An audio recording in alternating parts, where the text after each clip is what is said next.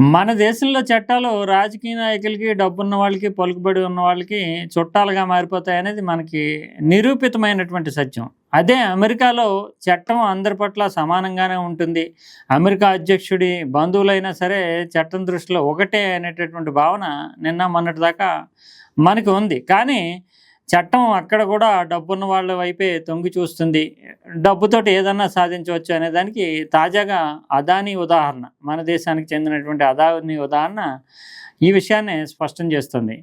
ఆయన మీద ఒక కేసు పెట్టి ఇన్వెస్టిగేషన్కి వెళ్తున్నటువంటి దశలో ఇప్పుడు డబ్బుని చూపించి ఆయన ఆ కేసుని సులభంగా తప్పించుకోవడానికి ప్రయత్నించడం, ఆ మేరకు అమెరికా ప్రభుత్వం జస్టిస్ డిపార్ట్మెంట్, లా డిపార్ట్మెంటు, తర్వాత స్టాక్ ఎక్స్చేంజ్ కమిషన్, అక్కడ ఉండేటటువంటి స్టాక్ ఎక్స్చేంజ్ కమిషను నిర్ణయం తీసుకోవడము. దీని వెనకాల చాలా పెద్ద ఎత్తున మతలబు జరిగింది. నిజానికి అమెరికాలో కేసు నమోదు అవ్వడం అంటే అది విచారణ మొదలయ్యి ముందుకు వెళితే కనుక అదానీ గ్రూప్కి సంబంధించినటువంటి షేర్ల విలువ అంతా క్షీణదశకు వచ్చేస్తుంది, దివాళా తీగ తప్పనటువంటి పరిస్థితి ఏర్పడుతుంది. అది జరగకుండా ఆయన రకరకాల రూపాల్లో, అంటే రాజకీయంగా నరేంద్ర మోడీకి సన్నిహితం కావడము, నరేంద్ర మోడీ ట్రంప్కి సన్నిహితం కావడం, దాంతో ఏదో మతలబు వెనకాల జరిగింది దౌత్యపరంగా అనేటటువంటి ఒక వాదన అయితే, బహిరంగంగా కనిపిస్తున్నది మాత్రం డబ్బు విసిరి, డబ్బుతో ప్రలోభ పెట్టి ఈ కేసు నుంచి తప్పించుకోవడానికి అదానీ ప్రయత్నించాడు. ఆ విషయంలో సక్సెస్ అయ్యాడు అనేటటువంటిది. ఇది మన తెలుగు రాష్ట్రాలకు సంబంధించి కూడా ముడిపడి ఉండడమే విశేషం.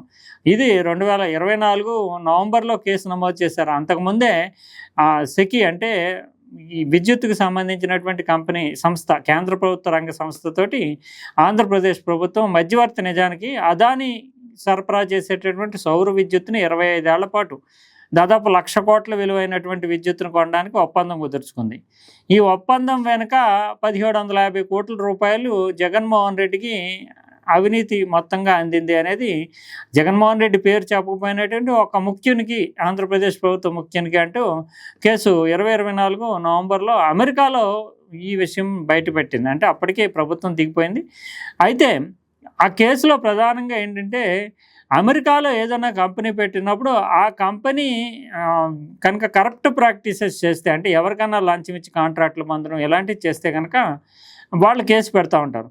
ఈ అదానీ కంపెనీ ఈ నిధి, అంటే లంచాలకు ఇచ్చేటటువంటి నిధిని సమీకరించడానికి, అదంటే నిజానికి మన దేశం నుంచి డబ్బులు లంచం ఇస్తే ఏ రకంగా ఉంటుందో తెలియదు కనుక విదేశాల్లోనే సమీకరించి వాళ్ళకి కోరిన చోటకి పంపడం అనేది ఈజీ అయిపోతుందనో, లేదంటే వీళ్ళు ఆ రకంగా అడిగారో, అదానీ కంపెనీ అక్కడ ఒక కంపెనీని ఫ్లోట్ చేసి దాంట్లో అక్కడ నుంచే ఇన్వెస్టర్స్ని నుంచి డబ్బులు సమీకరించి ఈ లంచం రూపంలో ఇచ్చారనేది అమెరికా అభియోగం.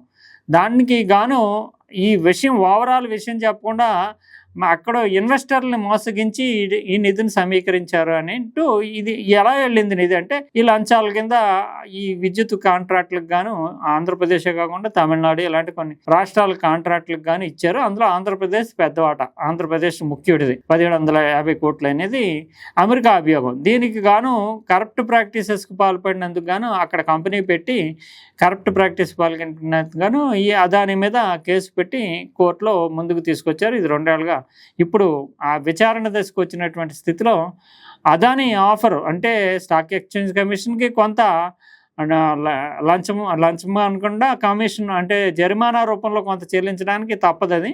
కానీ కేసు అసలు ఉపసంహరించుకోవడానికి ప్రధాన కారణము $10 బిలియన్, అంటే ఇప్పుడు డాలర్ విలువను పెట్టి చూస్తే కనుక 95,000 కోట్ల రూపాయల మేరకు అమెరికాలో పెట్టుబడులు పెడతాం, 15,000 మందికి ఉద్యోగాలు ఇస్తాం. ట్రంప్కి అంతా బిజినెస్ డీలే కాబట్టి ఇది అఫీషియల్గా ఈ డబ్బుతోటి, తన వద్ద ఉన్నటువంటి డబ్బుతోటి ఈ కేసు నుంచి బయటపడడానికి ఆ ప్రయత్నం చేయడం, ఆ మేరకు అనధికారికంగా ఒక అంగీకారానికి వచ్చిన తర్వాత దీన్ని క్లోజ్ చేయడానికి నిర్ణయం తీసుకున్నారనేది. దీంతో ఇక్కడ జగన్మోహన్ రెడ్డి లాంటి వాళ్ళు బయటపడిపోయినట్టే. ఎందుకంటే ప్రభుత్వం మారిపోయినప్పటికీ ఈ అదానీ సంస్థ నుంచి లంచాలు ఇచ్చి కాంట్రాక్ట్ సంపాదించిందన్న ఎక్కడా విచారణ చేపట్టేంత సాహసాన్ని ఆంధ్రప్రదేశ్ ప్రభుత్వం, నిజానికి ప్రతిపక్షంలోనూ ఉండేటటువంటి టీడీపీ అధికారంలోకి వచ్చినా ఎక్కడ అదానీతో ముడిపడి ఉండడంతో జగన్మోహన్ రెడ్డి లంచం విషయానికి సంబంధించి ఒక్క అడుగు కూడా ముందుకు వేయలేదు.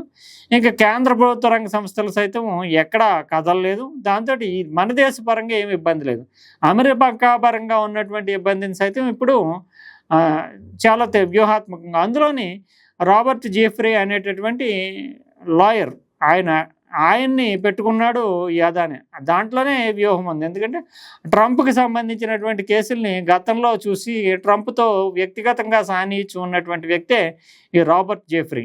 అతన్ని పెట్టుకుని అతనికి క్లయింట్గా మారటంతో ఈ అదాని ఇది ఏమి చేయబోతున్నాడు నేరుగా అనేటటువంటిది అర్థమైపోయింది. ఇప్పుడు రాబర్ట్ జెఫ్రీ నడిపినటువంటి వ్యూహంలో భాగంగా అమెరికాలో ఉండేటటువంటి జస్టిస్ డిపార్ట్మెంట్ కానీ, స్టాక్ ఎక్స్చేంజ్ కమిషన్ కానీ, ఇవన్నీ సెక్యూరిటీస్ ఎక్స్చేంజ్ కమిషన్ కానీ ఇవన్నీ ముందుకొచ్చి తమంతట తామే ఈ కేసును ఉపసంహరించుకోవడానికి ప్రయత్నాలు ప్రారంభించడం అనేది, దీన్ని న్యూయార్క్ టైమ్స్, బ్లూంబర్గ్ ఈ ప్రధాన కథనాన్ని, వెనకాల ఉండేటటువంటి కోణాలని, వీటన్నిటిని వెలికి తీస్తూ ప్రత్యేకమైనటువంటి వార్తలు ప్రచురించాయి. అంటే అదాని మన దేశంలోనే కాకుండా, మన దేశాన్నే కాకుండా విదేశాలను సైతం తన కరప్ట్ ప్రాక్టీసెస్ ద్వారా ఇన్ఫ్లుయెన్స్ చేయడానికి ప్రయత్నిస్తూ సక్సెస్ అవుతున్నాడనే భావించాల్సి ఉంటుంది. ఈ చట్టం అంటే నిజానికి ఒకసారిగా అదానీ కంపెనీల షేర్లు చాలా దారుణమైనటువంటి స్థాయికి పడిపోయినాయి. అమెరికాలో విచారణ మొదలవుతుంది. అమెరికా ఎక్స్చేంజ్ కమిషన్ ఎప్పుడైతే రంగంలోకి దిగింది అని అన్నారో అప్పుడే అదానీ షేర్లు పడిపోయినాయి. తర్వాత ఎల్ఐసి లాంటి సంస్థల నుంచి కొంత మద్దతు తీసుకుంటూ మళ్ళీ పుంజుకునేటటువంటి పరిస్థితి వచ్చింది. ఇప్పుడు విచారణ మొదలైతే కనుక ఖచ్చితంగా ఈ అదాని ఇప్పటికి ఆసియాలో అత్యంత ధనవంతుడు ఇలాంటి పేర్లతోటి కొనసాగుతున్నటువంటి తన హవా అంతా క్షీణదశకి చేరుకునేటటువంటి అవకాశం ఉంటుంది. కాబట్టి ఒక 90,000 కోట్ల రూపాయలకి సంబంధించినటువంటి పెట్టుబడుల రూపంలో అమెరికాకి ఇస్తాను అనేటటువంటిది హామీతోటి ఈ కేసు నుంచి అదాని బయటపడుతున్నాడు.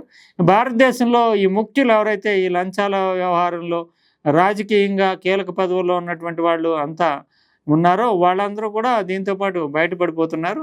అదాని గ్రూపుకి సంబంధించి కూడా ఒక రిలీఫ్ లభించినట్లుగానే చెప్పాలి.